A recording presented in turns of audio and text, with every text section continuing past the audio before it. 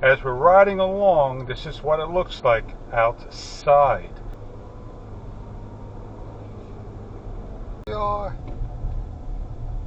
I have to. No. I must.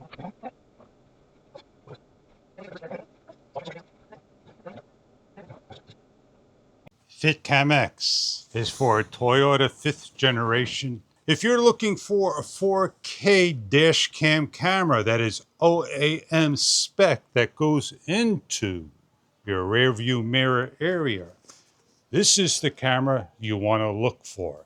They also come with a rear mount camera, an option to hook up as a package, either the front dash cam or a combination of front and rear dash cam.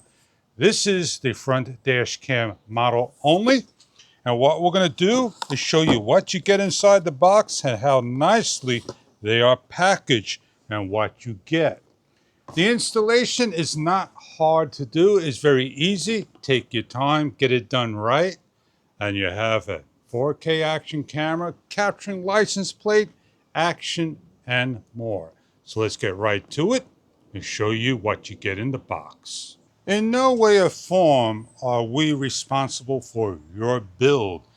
But if you have any questions and want to know what this camera is about or get with the company, do post down below and they may answer your comment for you. So as we open up the product and show you what you get inside, it's a little difficult for me to get out as there are no handles here. They are just a box with the instruction guide laid on the bottom nicely with the accessories and all. The company is very kind to offer you a scanned QR code to the exact installation, and they want you to see what a real life install looks like.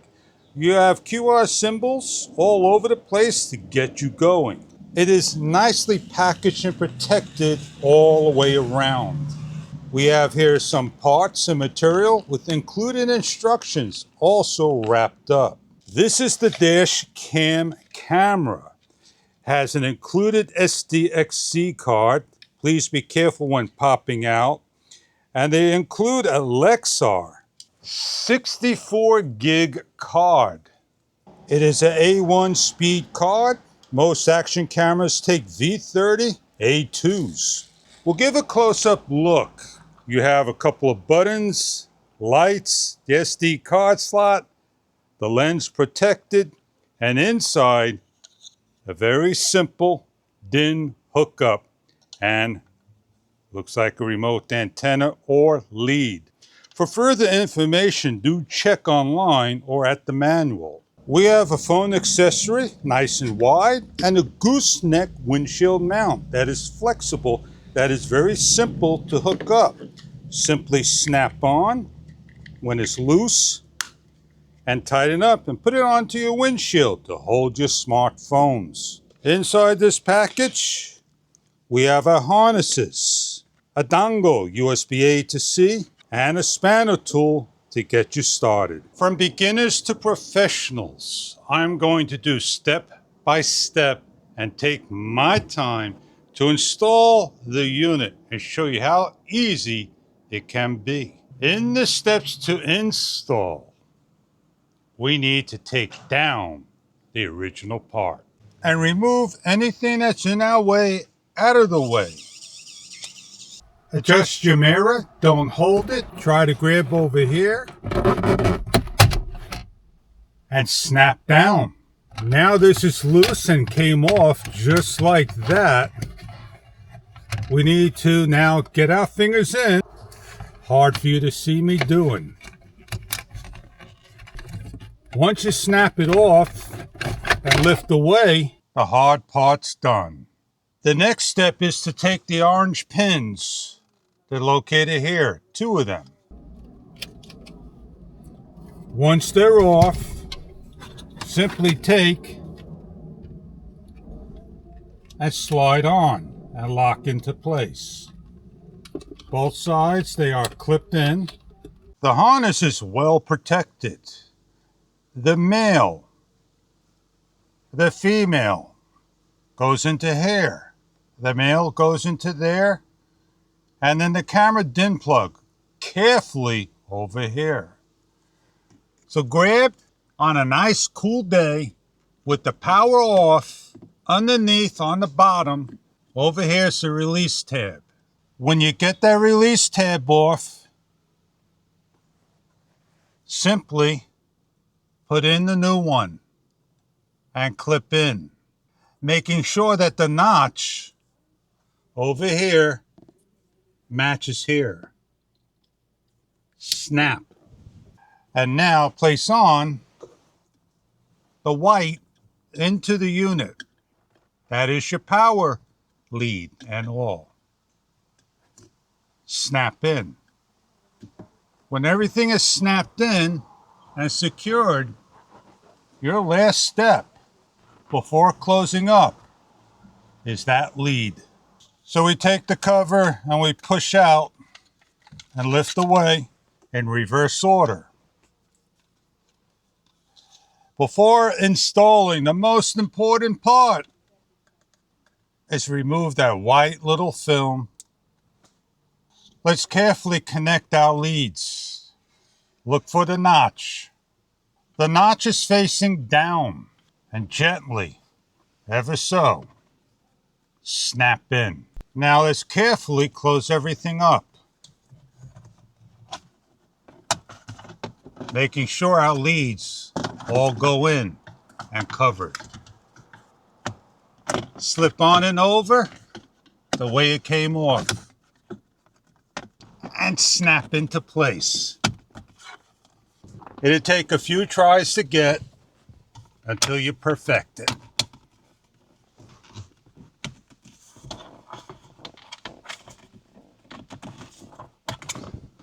I'm on. Just like that. Closed up. If you take note at the original, this is closed up a lot more than that. And that is the only downside of the unit. As the vent holes over here, this allows the unit in here to breathe. And that is why you have a larger opening. You have vent holes on each of the sides over here. And your installation is completed. No more dash cams. It's already installed. Everything right in the front. You have the buttons. Memorize. If not, a smartphone app is included for the program of your dash cam. The spanner tool, and we're adjusting our mirror back to the way we had it, is to get in over here behind all the upholstery and all for the rear view camera. This does not need the tool, but it is a tool that you can place away. An excellent tool that was given from the company. FITCAMX application. Download for Google Play and iOS. When correctly downloaded, proceed to the next step, and that will be setting up your camera. With your camera, you have a power button and a camera button, and they go through a number of settings that's located in the manual that you don't need the application. But please keep in mind that your Toyota application is going to override any device, and that needs to be turned off of auto join in order to use the application. Let's open up the FITCAMX. It's going to go through a number of steps and ask you, and you need to join. You're going to turn on your car. If you want certain features of this camera to work, it needs to be hardwired directly to the battery, like parking collision. So let's hit the next, and you need to understand that it uses the Wi-Fi and a password, and it's in the manual. Open up your Wi-Fi and look for car cam and connect. Open up again and put in the password. You may close down the application of settings and go into FITCAMX. It asks you again to add camera. Let's make sure that everything is all set up and the passwords are there. We're good to go, and try one more time. And we are connected. We see whatever's in the front of the camera. 4K resolution, day and night. We want to see with your phone that you could put up the gooseneck to the windshield. And we could be hands-free and not hold our smartphone. And we are now hands-free. Orientation, simply hit it. And then you can rotate your smartphone. And you've got a nice large view. You're seeing on the upper left in red the record time. On the lower, the watermark that can be closed off in settings. To get out of this, simply tap twice on the left-hand corner. One, you can see the recording and the camera, and on this side, the microphone. And tap it again, and then you're able to go back to portrait. You can snap a picture. If you want to see what's in the camera, the photos, the card on the side, these are all the loop recordings we have. You have loop, snapshot, locked, and parking. If you hardwire your wired camera and you went to parking, then you'll see everything in here. If you wanted to delete things off, you hit the select and you hit the check marks and you're able to delete things off and confirm it like so. If you wanted to play, you hit the play button and it cycles through and plays that video for you. Let's back out and go into the actual settings of the camera. As we open up the settings, this is what you have. I'm sorry if it reset up incorrectly. We have sound recording. It records audio. There's a microphone to pick up sound. You have 3840 by 2160. That is your 4K 16:9 or 2560 by 1440 video resolution. We have loop recording. I like to have my loop recording never. I wanted to constantly record, but we'll leave it at the maximum, 3 minutes. We have driving collision sensitivity, least, medium, and most. We put it on medium. And we have the parking, which is the same. And then we have the Wi-Fi name, format, and factory reset. I like my exposure compensation to be at a negative 0.5 or 0.7. We put it at 0.6, so this way when I ride into the sun, it looks more natural. These are the only basic settings we have of the camera. And since we didn't touch anything, it reset back to the main screen. It timed out. So now all we need to do is go out there and do a real life drive and go back to the editor, which you could do at any given time, and we'll show you how we could zoom in, grab a license plate, capture some action, which 4K, 30% is the average zoom we do, 400% zooming in. Now we don't need to have the application running 24/7. We simply just use the camera and we shut down that app. The app is to be used when you want. And if you don't want to use the gooseneck, it's there for you. It simply comes off, folds away, and place anywhere you want. So what we're going to do here is go for a small drive just to show you the front. But when we go out to do a real drive, we'll see everything from the camera. The camera captures everything. It captures all the moments. It captures what's in the front. It is for documentation. You could do time lapses by speeding up the video. It does not have a photo time lapse. It doesn't take up any view or obstruction of the driver and or passenger.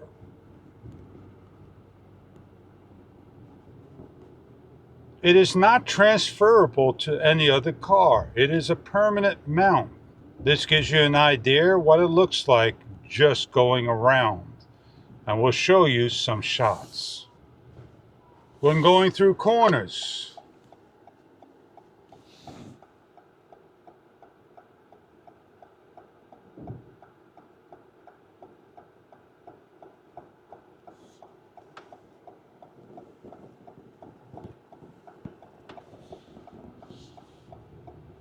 making sure driving is safe.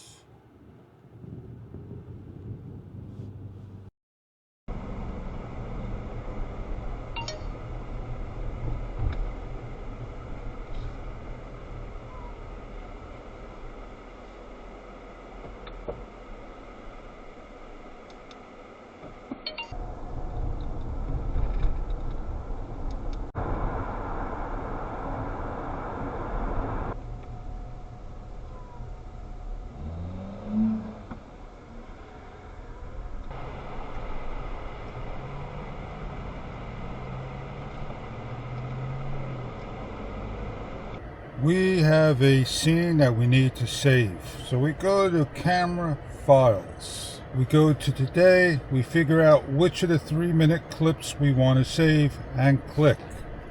And then we hit download. You come over to the save and hit save and allow full access to your smartphone. And now it saves to your smartphone. And you go into your camera and then you hit the play. And you're able to shut your car off, and that is the video you have. We're back at the computer. We have the CARDV. We open up, movie, and we're looking for one of the files that we're going to load in, and then we're going to go to the smartphone and load in that file. The original file off of the camera is 3840 by 2160. The file off the smartphone is exactly the same and not 1080p. We're taking the video into an editor and we are at 4K video resolution, and what we're going to do is we're going to edit the video. We wanted to see the license plate of the car in front right here. We give a split, we double click over here, and then we enlarge as best as we can and bring this in. If we need to enlarge more, we can do so by double clicking here and going 600. And then we're able to read the license plate MGZ, and we'll leave it as that. I could read the last 4 digits. Now on a nice large 16-inch computer, you can see what the 4K video resolution looks like. Before things cool off, you can see that we have heat and how the unit operates.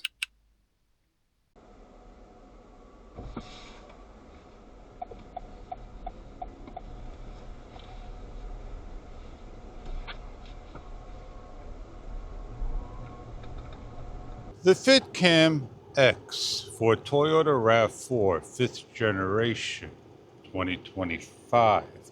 It is a 170-degree wide-angle lens that can grab anything in the distance by zooming in post. It is a 4K up to resolution in the camera's settings via the application. You have manual controls that turns on and off the camera that gets you into different settings by hitting the camera button. It has 3 LED lights that tells you the status of the unit. We did a low light driving video so you can see what the actual camera looks like at nighttime. If you're looking for a dash cam for your car, this is the one to get. It is OEM factory spec. It is hardwired optional to a fuse panel OBD reader for the parking of the car. So if somebody comes along when the car is off, it will trigger the parking sensor. It has collision sensor while driving. It has a watermark that you can put on and off. daytime driving as well that will grab any shots imaginable. I hope you enjoy the product, and what we're going to do is leave you with some riding towards the end of the video so you can make a decision for yourself. I hope you enjoy the FITCAMX, and thank you for viewing.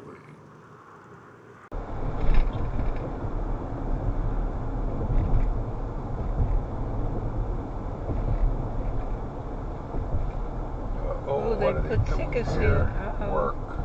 Uh-oh.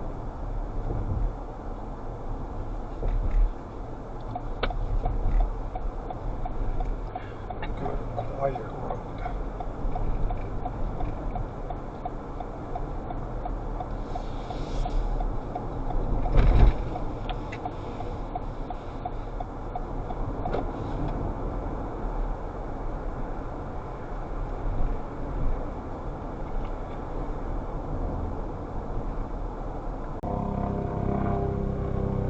Where is he? He's coming in for a landing. There he is over there going to the Rockaways.